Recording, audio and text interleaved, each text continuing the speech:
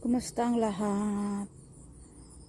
Tinan mo lang yung mais natumba kasi malakas yung hangin. Tinan mo.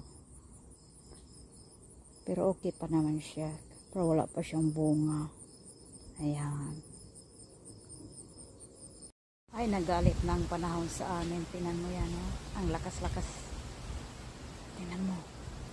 Ang lakas-lakas ng hangin. Oh my gosh. Masisira na naman yung mga tanim ko nito. Hi! Kumusta ang lahat?